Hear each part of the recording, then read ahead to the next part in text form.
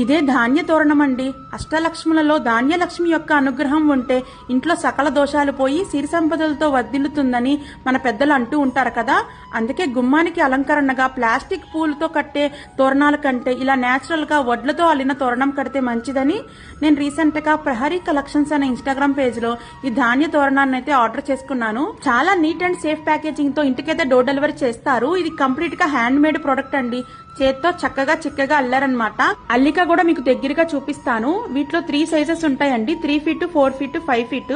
మా గుమ్మానికి 3 ఫీట్ బాగా సరిపోతుందని ఇది తీసుకున్నాను. ఇలా వడ్లతో అల్లిన ధాన్య తోరణాన్ని మన ఇంటి గుమ్మానికి కట్టడం వల్ల ఇంట్లో సకల దోషాలు పోయి ఇంటి యజమానికి లక్ష్మీ కటాక్షం కలుగుతుందని ఒక నమ్మకం అండి. కాస్ట్ వచ్చేసి 799 రూపీస్ ఫ్రీ షిప్పింగ్ అండి. వాళ్ళ page details, WhatsApp number mention చేస్తాను.